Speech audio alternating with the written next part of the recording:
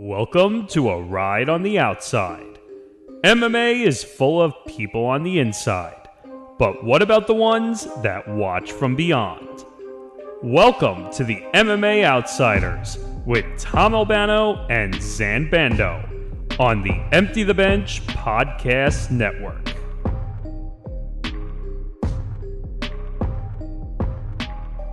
All right, Zain, here we are. 2 episodes left of the MMA Outsiders this season, and we are at the final pay-per-view weekend of the UFC. Welcome, everybody, to episode 108 of MMA Outsiders, by the way. This is Tom Albano along with Zain Bando. We've had the PFL World Championship. They're pretty much done except for one, the PFL Europe Championship card in a couple weeks. Next week. But this coming weekend, last UFC pay-per-view of the year, second to last UFC card of the year. So we are pretty much just about there, just about at the end.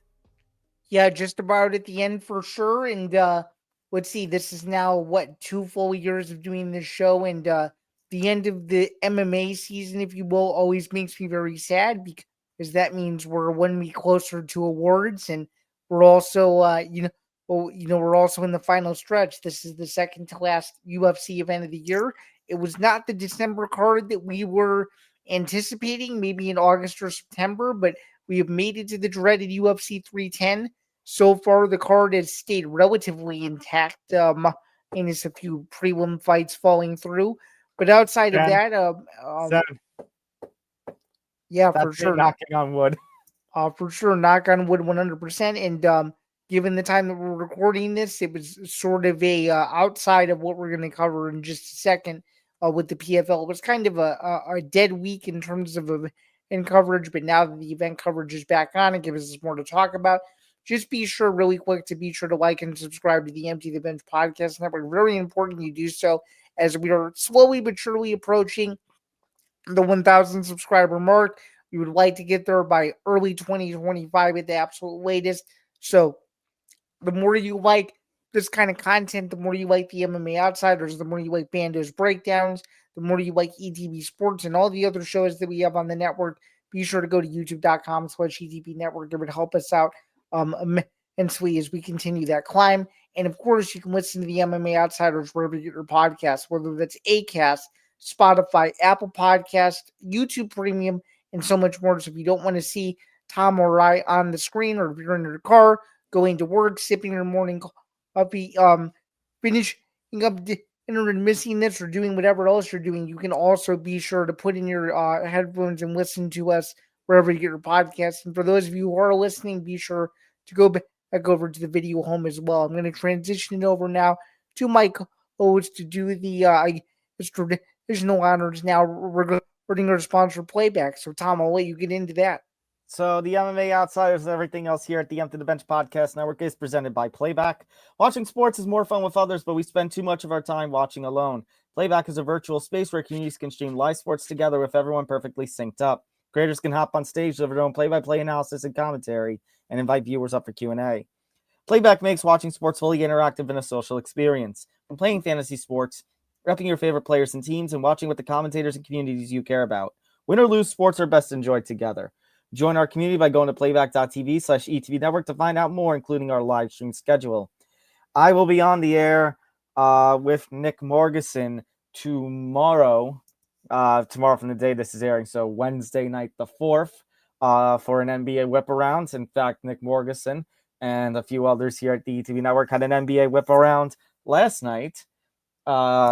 Maybe one Thursday, I don't know. But Zain and I will be live on Playback this Friday morning, right before weigh-ins, to do our fight study for UFC 310. It's our last fight study of the year. Yeah, I'm excited to switch it up and do this Friday thing. And if we feel good about this Friday thing, we may end up bringing it to you more often, especially when the summer gets closer. So be sure to tune in on Friday morning while all the fighters are stepping on the scale and making sure that they are making their contracted weight. And who knows, we may react to some of them depending on what time we are in the middle of previewing and reviewing fights, if you will. So you never know.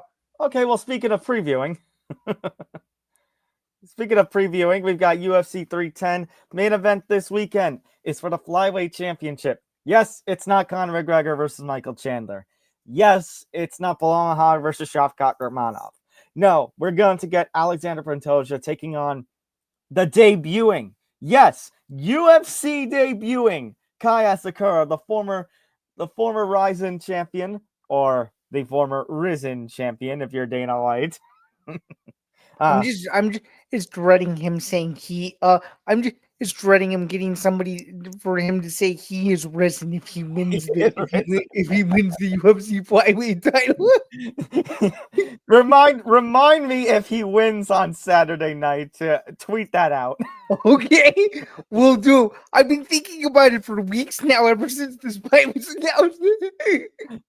All right, please continue. Yeah, so Alex Pantoja obviously has done very well for himself as the flyweight champion. Won the belt about a year and a half ago, beating Brandon Moreno. Defended it last year against Brandon Royval at the last UFC pay-per-view card of the year. That was UFC 296. He was the co-main event. He was supposed to be the co-main event for this, of course, but then circumstances with the fights forced him into the main event slot. Kaya Sakura, I want to say, is going to be the first debuting UFC fighter to get a title shot since Joe Soto when he challenged TJ Dillashaw on short notice. That sounds right, because then before that, I think you'd have to go back to Ronda Rousey, Liz Carmouche before that. That makes sense. And I want to say, is he the first just debuting fighter in a main event slot since, I want to say, Justin Gaethje debuted in the main event of a fight night against Michael Johnson? That's pretty darn good historical significance. So unless as you or I do a triple fact check, I'm going to say that that's I don't know if correct. I don't know if it was a fight night. It might have been a tough finale card, but at that point, same difference. It actually was a finale card. Now that I think of it, and it was one of those rare Friday night tough finale cards on FS1. Yep. So yeah. All right, good. The noggin works in some degree still. Oh, for sure, 100%. All right, but I look at this fight. Asakura Zan, to me, is an excellent striker.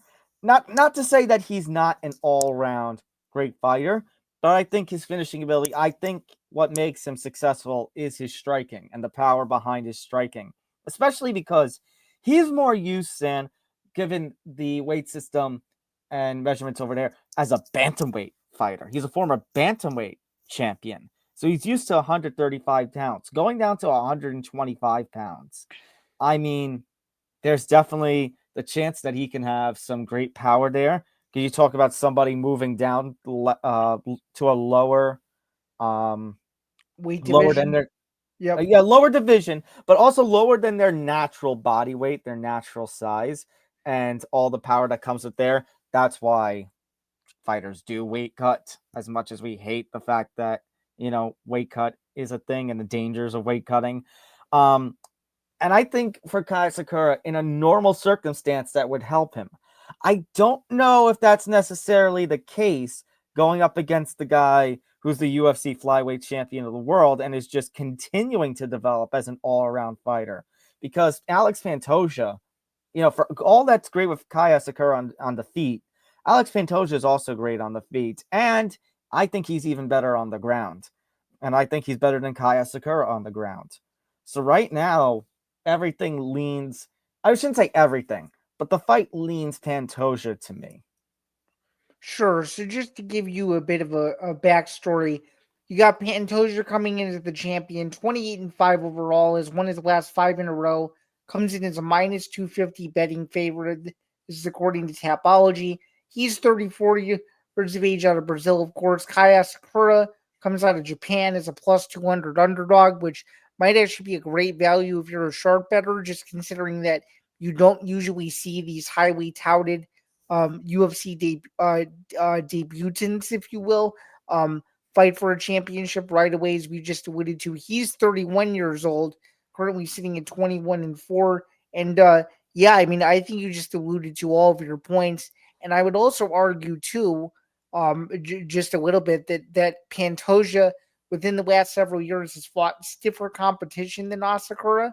And it's no disrespect to Asakura's resume. He has a great resume, but fighting over in Japan in an entirely different rule set is vastly different than fighting in an 8-sided octagon in the United States of America, where you can't use certain techniques to your advantage, whereas those same techniques implemented in a fight like this would be fouls. So That's true. I think adjusting to the rule set, even though he probably already knows what to expect going in, I think it's a factor that not a lot of people are really paying attention to. Although the Because U.S. rule, Zan, although the U.S. use the rule set the U.S. normally uses, the unified rules of MMA, they're going through their own adjustments as well. We're now 1 month into downward elbows being legal, definition of a grounded fighter being changed. that's true. It's true. You have a good point. I mean, taking a look, for those of you who don't know much about Kaya Sakura, which I'm sure is most of you, he's won 62% of his fights by KOT. Tom, that's specifically 13 wins by that method, 3 wins by sub and 5 wins by decision. He finished his rising career 13-3 overall, and he's beat some pretty notable names, including his last win, which was a very, very devastating win. He actually has not fought since literally right around this time last year when he beat Juan Archuleta. Obviously, those of you who follow MMA very closely know that Juan Archuleta is one of the best fighters that's not signed to the UFC. So, I mean, if he's fighting guys on that level of caliber, I think anybody attempting to justify him not getting a title shot, I think is soundly mistaken. I actually am one of those people that believes that this was the right decision by the UFC right away to throw him into this fight. What do you think? I think he's pretty worthy of receiving a title shot given his accolades. And also given the fact that, Sam, we kind of talked about it, when the Muhammad Mokaev situation happened back in the summertime.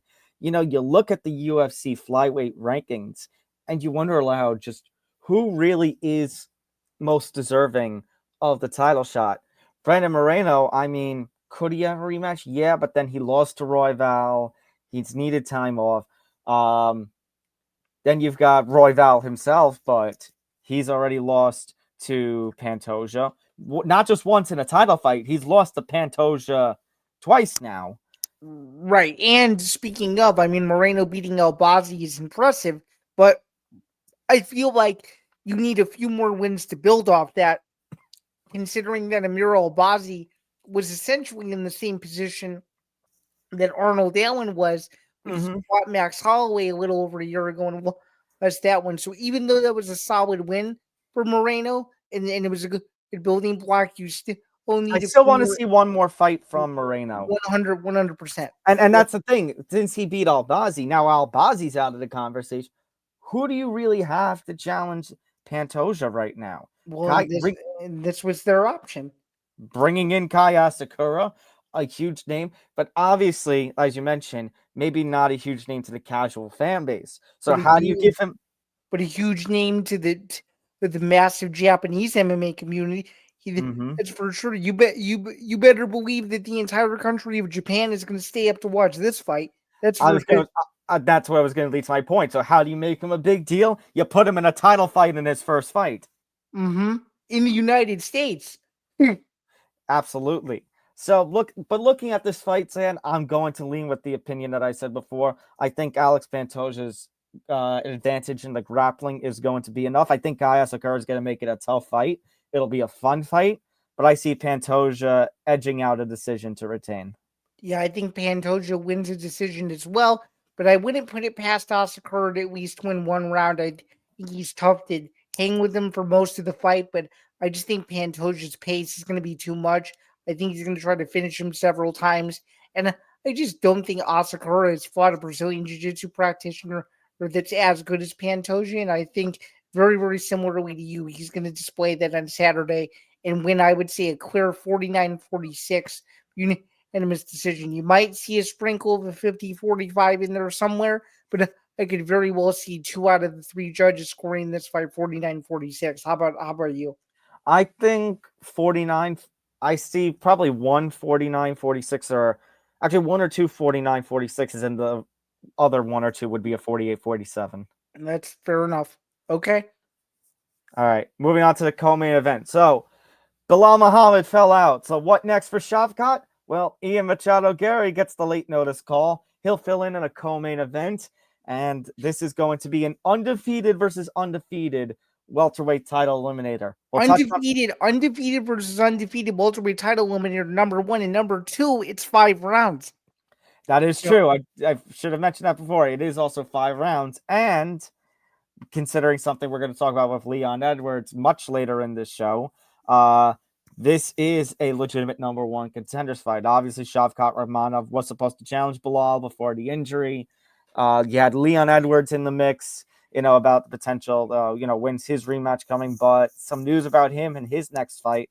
So whoever wins this fight is going to get Bilal Muhammad when Bilal is 100% healthy. The question how do you think Kamaru Usman feels right about now, considering most of the MMA community was thinking he would get this fight and he didn't get it? I understand the frustration, but it can't be Kamaru. No, he's coming off of 3 losses. No, I agree. I agree with you. For Kamaru, I get what he's trying to do, because we talked about it with Strickland, with Stipe, with Juliana, this wait out and just see what happens. But he lost twice to Leon, one of which he looked absolutely terrible in. And then he lost a short notice middleweight fight to Hamzat. He has no leverage to do what Stipe, Juliana, and Strickland are doing. 100%.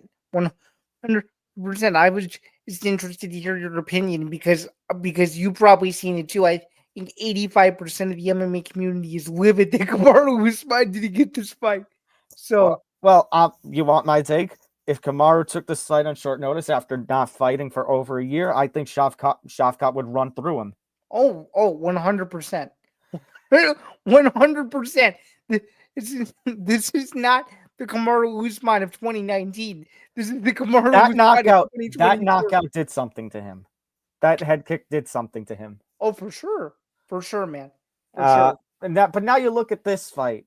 I mean, my question is, what I said about Kamaru, is Ian Gary ready for the short notice test for a potential title shot? I really don't know, especially considering Shavkat's been training for 5 rounds. Shavkat's been training for the champion. I feel like that there's somebody who's on the, I don't want to say Ian Gary's not focused, but somebody who is like driven and hungry and is like now craving the title shot. Shavkat had the title shot, and then it was not unjustifiably, but obviously Bilal got hurt, but it still was taken away from Shavkat.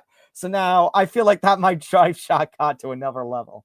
No, for sure. But I can tell you this, if this fight stays standing, I think it's going to be very interesting. I think Ian Gary's elusive kickboxing, where he's coming from all angles and you don't know which strike he's going to throw next, if he can keep Shavkat at range, it's a very, very, very interesting fight. I think once this fight hits the floor, if Shavkat doesn't dominate him from various positions, I would be very, very, very surprised. Because I think he clearly could win in the wrestling exchanges. The question is going to be to me, whose gas tank is going to hold up. And I think if Ian Gary can push the pace early on the feet and win some of these early rounds, it could kind of throw Shavkat into a corner where he needs to, go blitz insane in rounds 4 and 5 to try to steal the fight. Or it could go the other way where Shavkat's dominating the first 15 minutes on the ground, and Ian Gary would need a knockout in rounds 4 or 5 to win the welterweight title eliminated. And that's the thing. It's going to come down to, I think, if Shavkat, it's not even so much a matter of, it is a matter of the idea of if the fight stays on the feet, but with Shavkat, it's more about, can he get the clinch? Can he take the clinch, put Ian Gary to the cage? Can he use the clinch, take Ian Gary to the ground? It's going to be him basically getting a hold of it. What you pretty much said, Sam, was the key of distance and range.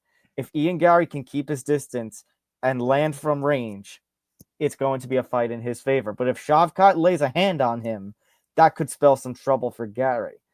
The only thing about Gary, Zan, and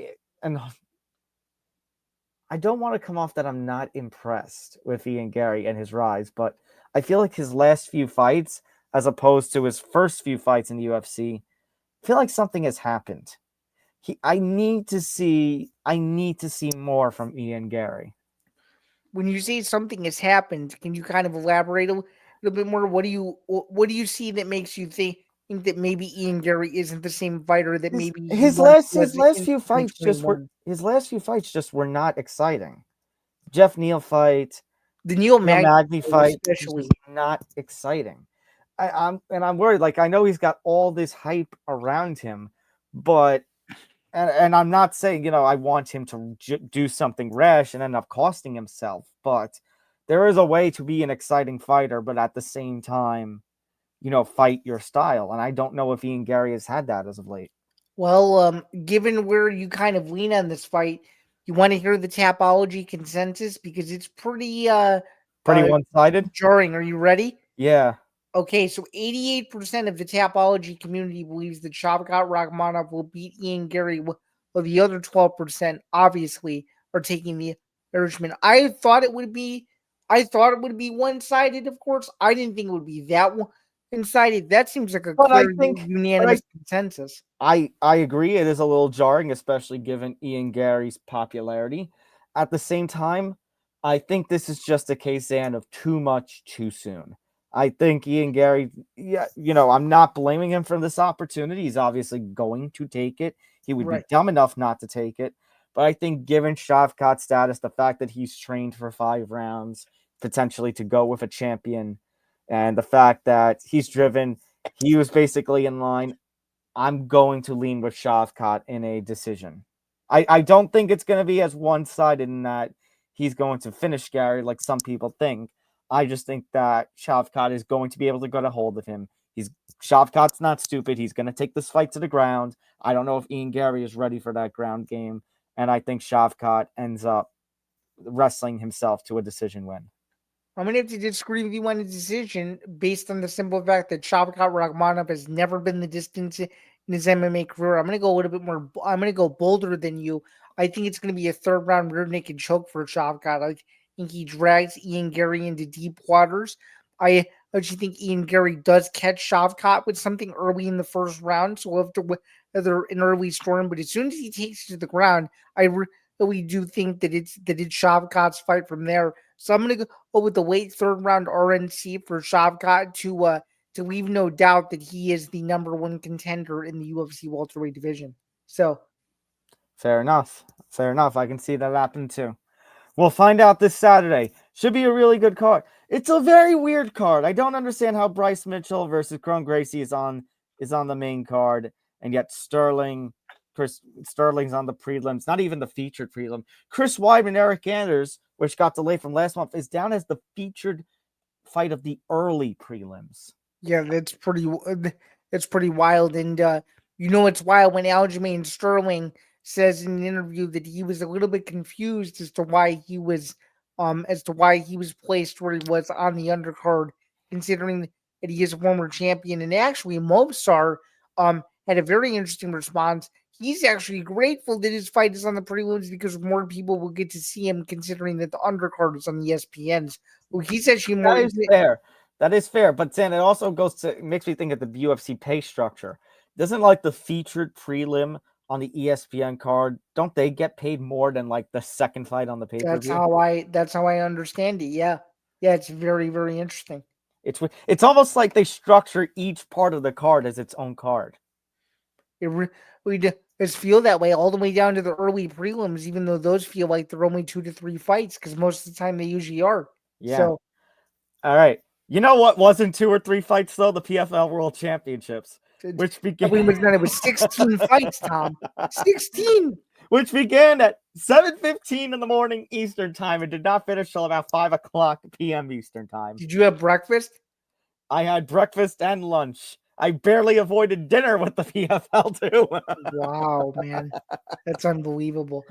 Absolutely. Let's get into these fights now, though. Well, Sam, when I went for lunch, it was right during that 30-minute break between the end of the prelims and the start of the main card, right after the MENA championship. And I said, okay, maybe I'll avoid the Nez concert. But then I went back, at 1:00 when it was time for the World Championships, and that's when the concert starts.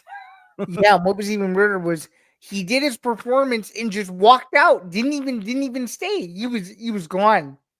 That was very. And when they said he was going to present a championship, he doesn't present one of the world championships. He presents one of the MENA belts. Very, very interesting. Nevertheless, it sounds like I'm crapping on it. Absolutely not, because number one, I mean, I have a connection with them, so I really shouldn't. But number two, also, Zain, I think you and I can agree. The PFL World Championships, when we do our awards for the end of the year, how we split event of the year into UFC event and non-UFC event, I feel like the PFL World Championship was just, for as long as it was, for the pacing, it was just so fun. The fights were just so fun that it may end up taking it, recency bias or not. Yeah, I mean, these fights were awesome. You had finishes everywhere. You had upsets everywhere. You had winning streaks being snapped. It was good. So we'll quickly run through the title fight. Timur Khizriev. I mean, what a hell of a performance. He just completely. I mean, Zain, I picked Khizriev, but I didn't see it in the one-sided fashion that it did. No, I didn't neither. I mean, looking at Lognane's face, which was very visibly compromised. I'm surprised the doctor didn't stop it at some point. Huge shock. Khizriev should definitely be taken seriously as the best featherweight outside of the UFC. He made that look easy and then some.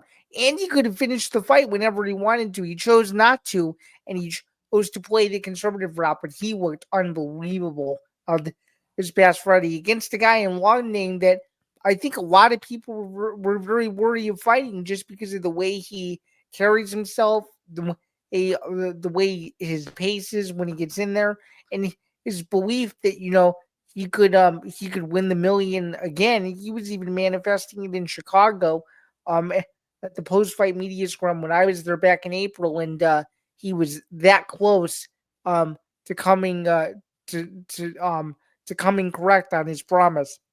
Mm-hmm. So this one is going to sting for at least the next maybe 3 to 4 months before I assume he would get re-invited back into the seasonal format and he would have to do it all over again. But definitely Timur Khizriev is someone to watch out for moving into 2025, assuming that he decides to come back to the global season format. So I think it would be another global season. I mean, credit to him, Brett Johns, Enrique Barzola, Gabriel Braga, Brendan Lognane is a great four to have, when it comes to the 4 fights that you need to become a PFL champion. I just don't know if they really have anybody in terms of making him a super fight pay-per-view fighter. But I think putting him back in the regular season and having him and Lognane potentially, maybe run it back at some point, whether it be at the second fight of the regular season or even the first fight of the season, or maybe at some point during the playoffs, that would be fantastic. 100%. Give Lognane a chance to redeem himself. Mm-hmm. But I think the standout fighter, Zain, of this card was Dakota Ditcheva. She now becomes the first in PFL history to win a PFL Europe title, a PFL regional title, I should say, and a world championship. The way that she managed to stop Taylor Santos with the body shots, it was unbelievable. And I got to give all the credit in the world to Dakota, because she had a lot of tests in front of her this year, and she had a lot of doubters in front of her this year. Myself included. I was wrong. I'll be the first to admit it. She looked unbelievable. She won the fight she was supposed to. Still undefeated. Still viciously finishing people. I'm sorry. This is no disrespect to the UFC flyweight division, maybe outside of Valentina Shevchenko. But when have you ever seen a female flyweight champion finish people in the way that she does? It's very rare. It's super rare. I wouldn't put Dakota in front of Valentina. I wouldn't call her. But you led into the whole point of Zain, all across the MMA Twitter sphere about Dakota Ditcheva and if she's the best female striker MMA fighter right now. I wouldn't call her the best. I would say she is one of the best, though. True. Well, my general point was like you very rarely see, I guess to use Dana's terms, women's flyweights knock other women's flyweights out in the way that she is. Like She you is said, doing other than Valentina Shevchenko. right. So, yeah, absolutely. I feel very proud of Dakota. She has definitely come ways ever since first bursting onto the PFL Europe scene early in 2023. And I mean, what is next for her is going to be the question. I'm not sure what the PFL's plans are for a women's division are, because this is the third year in a row they've done a different division. Obviously, they did lightweight the whole time they had Kayla. They did featherweight when Larissa Pacheco was going for the second weight belt in 2023. And now this year they did flyweight. I'm assuming flyweight is going to be the division again. And if that happens, I guess you try to have Dakota run it back. I mean, I saw this whole argument too about, well, does the PFL have any competition for Dakota? And some of our more well-known names in the MMA sphere, I think it might have been Aaron Bronstedt or Zain, just said, why would she look for anything different? Look what she was able to do this year and win $1 million. Just run and chase after the Millie again. For sure, but of course, it begs the question: who does she compete against? I think there are a lot of fun rematches, with one of them being Jenna Bishop, because I'm sure he wants that one back. Just given the way that she was hyping that fight, that she was going to be the one to beat her, and she couldn't do it. I think that would draw a lot of eyeballs internationally if that fight got made at some point during the regular season or post season again, because I think there's some unfinished business there. What do you think? Yeah, no, I think I think that might be great for Dakota if she runs it back. I think that might be great for a first matchup. Give Dakota, I mean Jenna Bishop, the chance at redemption, like we just said with Logname. For sure. This one's gonna break your heart. I know. Oh, this one I was numb for a couple minutes when this fight was over. Dovlet looked unbelievable, man. He did to Impa what no one had done to Impa in over 4 years. You got to give him all the credit. So yeah, nobody. You mentioned it before we started recording. Nobody had done this to Impa ever since Impa got knocked out by Joaquin Buckley. And this is just one of those situations where I think Impa was simply too overconfident, and he just simply got caught, didn't know how to defend his strikes, and just a heat in the moment, stoppage loss that was just devastating, considering that his goal was to repeat again, rule over the PFL light heavyweight division for another year. And now this is going to be, you want to talk about a bitter taste. This is going to be a bitter taste in his mouth for the next 360 plus days, because this is one that I think he wants back horribly. Oh, yeah. I don't blame him. I mean, I agree. I think maybe he was setting some goals that were a little too big for himself before, and looked past Dovlet a little bit. Dovlet made him pay. That. And because of that, it led to a really bad fight IQ decision. I can't believe that Impa, went in there and tried for a firefight with Dovlet. I think that was a really bad decision. Especially with who Dovlet's fought to get to the championship spot. Very, very. I know Impa has had great fights before. I know he's a finisher. I know he and Eblin had a great war. But Dovlet, like you said, the competition he's fought, and his style, that was just not it. No. And this was one of those things, too, where that knockout now makes Dovlet a household name. The people who didn't know who Dovlet was before definitely know who he is now. That's for sure. So. Absolutely. You want to talk about I don't know if the term is dark horse, but somebody who maybe people didn't expect that really delivered this season, Shamil Musayev. I mean, Magomed Umaladov, my heart breaks for him in that he's another one of these PFL fighters who's a bridesmaid, never a bride, and has to go through another PFL season to try to get a championship. But Musayev. Yeah, it's almost like Magomed is like this isn't to use an NFL reference, but it's almost like Magomed is the definition of a PFL snake-bitten fighter.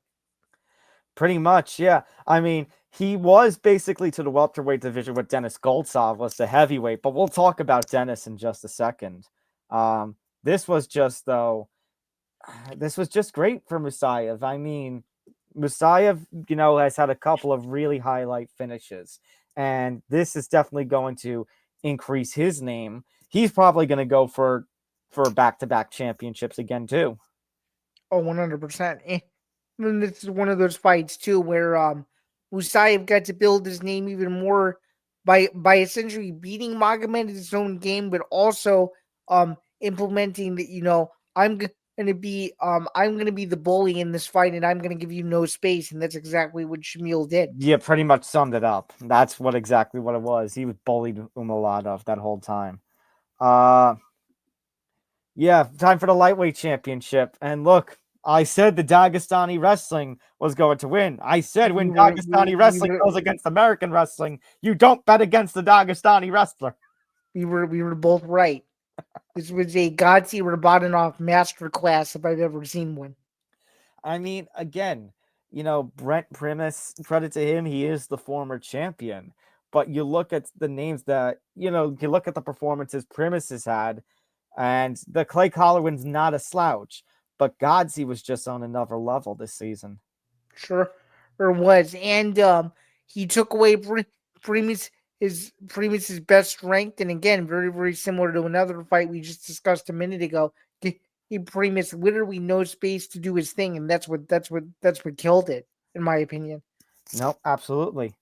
And then, Zain, I think the opening fight was the shocker. I mean, Denis Goltsov ending Oleg Popov's 17-fight win streak. Not just ending it in terms of he managed to out-wrestle him and out-grapple him. Yeah, Goltsov got the advantage on the ground, but then he put him out. Technical submission. Unbelievable. Right to sleep. I did not expect that. And it sucks for Popov, because had he won, I would have. And I think if the UFC needs a worthy challenger at heavyweight, that he might be somebody to consider in free agency when that time comes. And that loss really did take him a couple of steps back. So his stock from a potential free agency standpoint went from right here all the way down to like here. So. Well, it didn't help. Like I said last week, I think the PFL put this fight first because maybe the expectation was, it's Popov. Obviously he's got the win streak, but maybe his fights aren't the most exciting, so maybe get it out of the way. Denis Goltsov put a stop to that and got this card started with a bang. Yeah, he really did. And then he's another non-UFC heavyweight to look out for. Is one of the most underrated in the sport. And like I said before, you got to feel for him because, I mean, he was constantly coming up short as well when it came to the PFL season. Now he's finally a PFL champion. For sure. It's another one of those very, very cool kind of Renaissance of Vengeance stories that I think is going to be remembered in PFL lore for a long time, right up there with Jesus Pinedo's magical run a couple years ago as well. So absolutely. MENA championships, early card, both had a lot of finishes, brought some excitement. I mean, the very first fight of the early card, Zain, 7:15, 7:20 a.m. Eastern Standard Time, and it ends with a big head kick knockout. It's like, okay, we're in for one of these cards. So yeah, that's one of the nastiest non-UFC knockouts of the year, and one of the best knockouts I've seen in recent memory, and I'm sure you could probably agree with that one. Absolutely. So, I mean, yeah, maybe you can say what you say about the pacing, about the longness of the card and everything, but the fights themselves delivered. So, I obviously can't go A+, but I think an A-, a solid A- works for this card. Yeah, I think an A- works as well. What would have put me over the edge was if the start time was a little bit later for me to give a solid A. So it will also go with an A- as well. I think this is one of those cards that was, I think, one finish away from putting it over the edge, in my opinion. If Khizriev got the doctor stoppage, would you have given it an A? Oh yeah, 100%. I mean, plenty of finishes. That was incredible. So hats off to the PFL for this season. I know some controversies here and there, and obviously still have one card to go with the PFL Europe Championships. Yeah.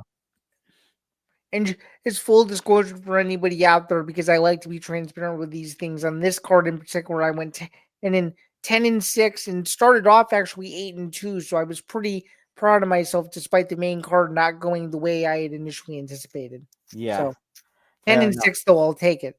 So I'll take it. Absolutely. It's still a winning record. Better than Mhm. some of our football teams. It's true. Better than actually both of our football teams combined. So Better than our two football teams and Nick Morgeson's Jets combined. that's very, very true. All right. Couple of news items to get through. Update with Conor McGregor. So he's had several brands drop him and his products as of late. Hitman, the video game, has dropped him. Several other outlets have said they're not going to sell his things or have his name attached to anything. The big one, though, proper number 12 Irish whiskey. The one brand, Zan. I shouldn't say the one brand, but the brand that he started. After his rise to superstardom in 16-17, he became the two-belt champion, fought Floyd, and then he founded his own whiskey. And he ended up selling off his majority ownership, ended up selling all of his ownership. He was essentially a spokesperson over the last couple of years. But in the wake of the result of his civil trial for sexual assault, the company has decided they will not associate with McGregor anymore. And you mentioned, Zan, right before we start recording, they're now just going as proper whiskey. Mm-hmm. Yep. So obviously very, very big news in the MMA space with an update to this McGregor story. And I think this is going to be a long line of removals, if you will. I mean, now you got boxing gyms in Ireland with murals of him that are being removed. I mean, if you're getting your own mural removed of yourself, it's a major problem. And he's as his picture is still graced on my wall. I don't know how much longer that's still going to be there. But yeah, it's definitely a bad time to do one of three things: A, be following Conor McGregor, B, covering Conor McGregor, and C, being a very, very disgruntled and very, very sad fan that feels almost gypped of what could have what could have been. So I know it's completely unbelievable. Well, first of all, San, my suggestion to you might be to do in an infamous photo at WWE headquarters when CM Punk walked out, and just take a little sticky note and just put it over McGregor's face, so you don't have to look at him. I could do that, although with the way the artist designed it, it's easier said than done. But I could certainly try. So.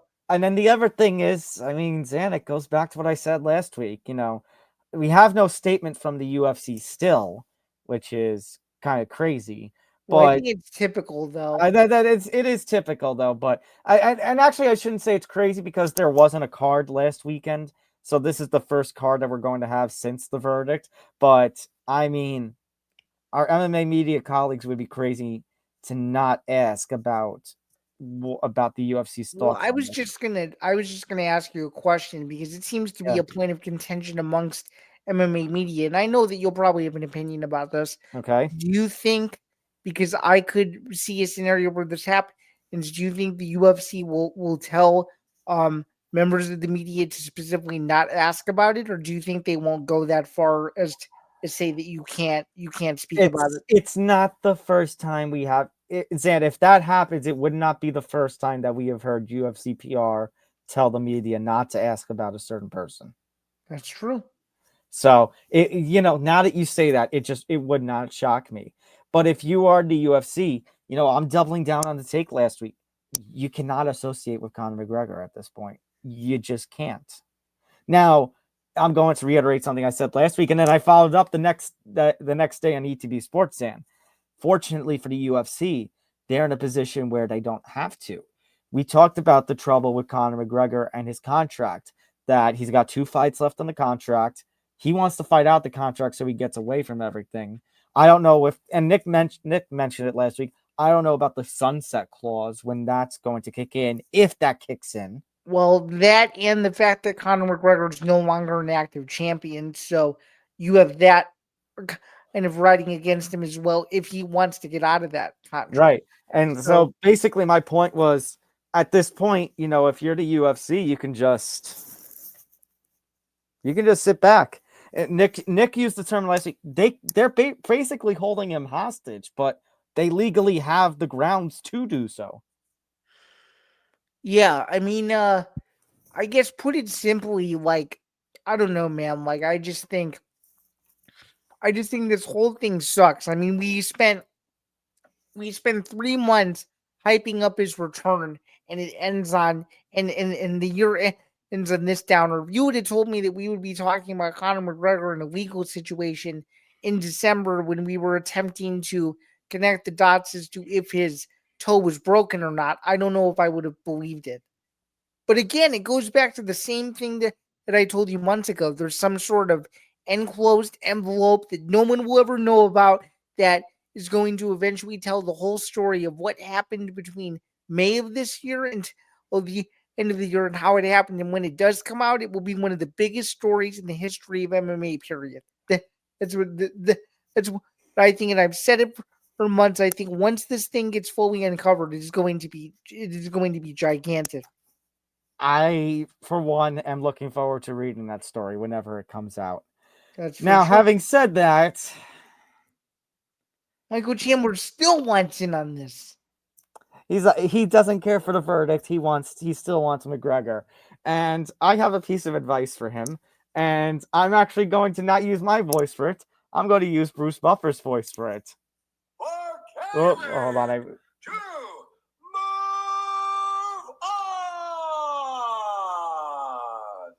Move on.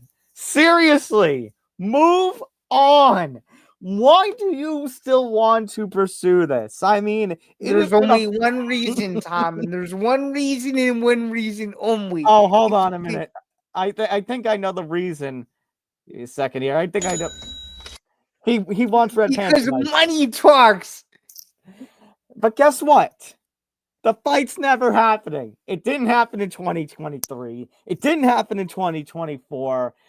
Dana said he wasn't going to fight until 2025. And right now, I don't think we can actually think about Conor McGregor fighting until this legal situation plays itself out. Well, do you think that's one of the reasons why Dana kept saying, "Oh, Conor will fight at the end of 2025"? I know more than you, and then this eventually comes out. Or do you think? I hate to bring it up because last week I said, well, the UFC should make a fight with him, but then I added in that I wouldn't be surprised given that, the promotion is basically run by a man who slapped his wife on camera on New Year's. And then you just mic dropped it after that. Yeah, it's true. You did. But but the question I was going to have, and I guess it kind of connects with that, is McGregor going to lose a lot of money and public image from this, that it's going to force him back into the octagon? That's a good question, and I'm just going to put it simply: he does not care. He is worth so much money okay, thank you, because I agree. I don't think it's going to, because like you said, he's got all the money in the world. He does not care. He does not care. And you may think he cares, but he does not care. Absolutely, positively, not even a little bit. Michael, for the love of God, and I say this with all the love, just fight Max Holloway and then retire. Yeah, fight Max Holloway, win the BMF title, and walk away. Max Holloway's still the BMF champion. Because who even thinks, even if Conor comes back, is he even going to be interested in you after the one-sided loss to Charles Oliveira? Probably not. Nope. No way. So at that point, we got to move on. Just like Bruce Buffer said. Conor McGregor at this point is better off flying to Japan to compete in a non-televised exhibition boxing match, and he is even remotely coming back to the UFC at this particular point in time. Literally, that might be his only option. He might have to pull he might have to pull a Ryan Garcia and go out of the public eye for a year. Oh, jeez. You never know. I'm serious. I don't know, but again, considering his contract status with the UFC, is the UFC going to go, yeah, no, you're not doing that? Probably. And he'll probably have to force his hand, and it'll probably be one of those things that's very similar to the Manny Pacquiao situation that the UFC threw out, and they ended up making Dustin Poirier versus Conor McGregor instead to keep everybody happy. So I don't know. All I know is I am going to be bold though, and I am going to say this on record. And if I'm wrong, at the end of next year, you have my permission to ridicule me for as many days, weeks, months, and years as you want. I'm going to go out on a bold prediction and say, even with all of these legal ramifications, I actually do think he fights next year, and I think it is the most watched UFC pay-per-view of all time. Oh my God. They will do what they did 6 years ago. It's like they did with the bus incident, and make this a selling point just in this somehow into thinking that he's a good person when he's really not. Oh, So that's what I just felt. that's- Sorry, Stan, I just felt a hint of disgust in my stomach when you said they'd make this a selling point. They probably will because that is what they do. Those 3 letters suck you in, no matter if you like it or not. I'm sorry, I just have to be as blunt as blunt and maybe non-politically correct as possible, but it might happen. It might happen. So And then I don't know. And Zan, obviously for the UFC's sake, money is money. They'll get our money one way or another. But imagine McGregor does all that, and then in his return fight, he gets knocked out in the first round. I mean, I think At that point, you can't do made, the last fight, then, can you? probably not, number one, and number two. If you're Netflix or any of these other TV partners, you're probably looking the other way at this entire situation. Think about that's actually another good point. If they don't disassociate with McGregor, how is this going to affect the TV deal too? Yeah, do they really? Does ESPN really still want to be in business with them anymore? I don't know. Unfortunately for Netflix, they're dealing with their own mess. We're gonna have to see what happens with the NFL games in the first WWE Raw to see. Before we move on and to wrap up the show, if I were to ask you right now, given where the UFC might be thinking in terms of TV deals, which bidder do you think is the most nervous, given that the UFC's biggest star maybe is in probably the biggest legal repercussions that the promotion has ever seen? What do you do if you're on Netflix and Amazon Prime and I was going to say Netflix and Amazon Prime. I would actually think that ESPN might be safe here, only because I think ESPN has shown what they can do as a partner without Conor McGregor for a few years now. And for the ESPN, UFC is just, it's content. It's 40 plus weeks of Saturday content. Right. So I think ESPN actually should feel safe. It's if you're Amazon or Netflix and you want to make a big splash and a big deal of everything, that's who I would feel nervous. 100%. And then, by the way, just to end this segment on this note, I think right now, if I were to guess, I don't know any of the insights of any of the deals at all, but if I were to guess, I think ESPN is the leading front runner to renew with the UFC next year. I think so. I think Netflix could have had some leverage given the partnership with WWE with the TKO brand, but I think Paul Tyson's and the outlook of that did a lot of damage. Fair enough. It might be too early to say, but you might be right, considering that they do have NFL games coming up and people are very uncertain with how those may look. So not to mention WWE Raw for domestically here in the US, and then everything WWE internationally. So the next couple of months are going to be huge.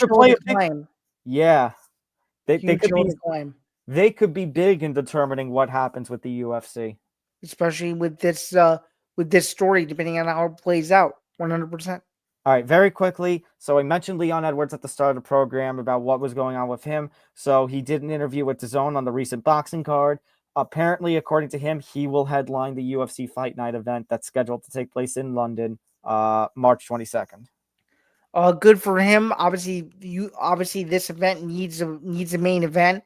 These fight nights need to get more star-studded, and to have the former UFC welterweight champion as the headliner, regardless of who he's fighting, is great, and to do it in his first fight back since losing to Bilal too. No, it's a big deal, and it's one that I think is going to give him extra motivation.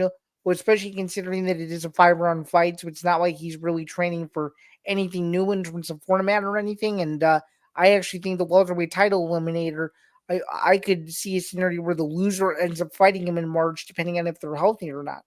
So you never know. Fair enough. All right, and then lastly, Zan, they just announced a couple of hours before we started recording, Beterbiev versus Bivol will take place February 22nd, Saudi Arabia, and you look at the card. I mean, Zan, this might just be one of the greatest boxing cards. Now, granted, it is still early December, so again, knock on wood that all of these stay. But I mean, Zan, I'll run this card from top to bottom. You've got Beterbiev versus Bivol, the rematch for the undisputed light heavyweight championship. Which Eddie Hearn is still pissed about the way he still can't believe those scorecards, so he has a chance to avenge himself there. That'll be interesting. You've got Daniel Dubois defending the IBF heavyweight title against Joseph Parker after Joseph Parker's win over Zain, and of course Dubois' knockout of Joshua, which you and I were both okay with. So it's good to see that that's in the co-main event slot. You got Shakur Stevenson in the featured slot defending his WBC lightweight title against Floyd Schofield. Yeah, and Floyd Schofield is one of the best young prospects in boxing, so he has a chance to get into the heads of the casual fan who himself really has no idea who Floyd Sheffield is. So I'm actually very excited for this fight, and hopefully you feel similarly as well. So then you've got under that WBC middleweight title on the line when Carlos Adams fights Ilmazah Shiraz. Yeah, it's definitely interesting.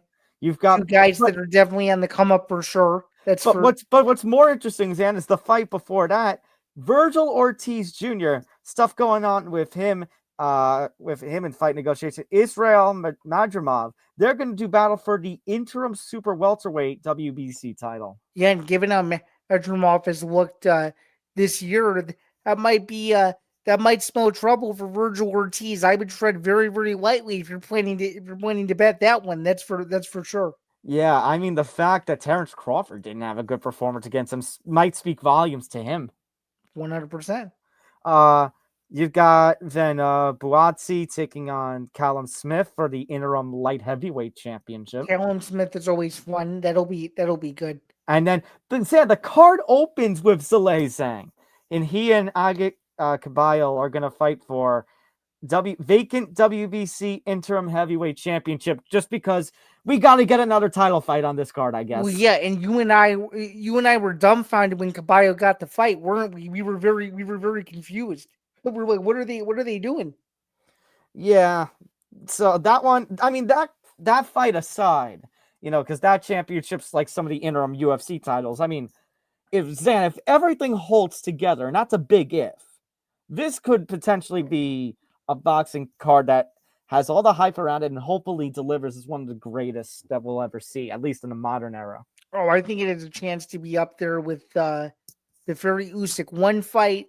This is a chance to be up there with Garcia versus Tank Davis. You're talking about the cards as a whole, or just the main event? Just the main event, and I guess really the intrigue around all of them. I think it is a chance to be on that level of the fights I just mentioned, and of course, the first one between these two. But the depth of this card is probably the best depth of a card that I can remember, maybe since Floyd Mayweather fought Manny Pacquiao. If you look at that undercard, then the undercard was awesome. Not to mention that it had Badao Jack on it. So, yeah, I mean, this card as a whole, I think is good. And you would probably have to agree that you'd have to go back a couple of years to find a card as deep as this one. So, absolutely. All right, that's going to do it for us. Hit that like button, hit the subscribe button, hit the notification bell so you get notified of everything here on the Empty the Bench Network at youtube.com/ETV Network. Help us to 900 subscribers. Help us to 1,000 subscribers right after that. You don't want to watch us, you can take us on the road with you wherever you get your podcasts. Make sure to follow us on social media at MMA Outsiders ETB and at ETB Network. And of course, shout out to Playback, the sponsor of our show and everything else here at the ETV Network. So enjoy the fights this weekend, everybody. Hope you have a good time. Next week is the season finale. We will have stuff for Fury versus Usyk too, but we will have our final full episode next week. Yeah, in a full episode next week, which will include recapping UFC 310, previewing UFC Tampa, teasing our award show, and so much more. So until then, I'm Zain, he's Tom. We hope you have a wonderful rest of your week. Enjoy UFC 310, and just as a quick reminder to be Joe Pyfer. Be Joe Pyfer. See you, everybody. Have a good one.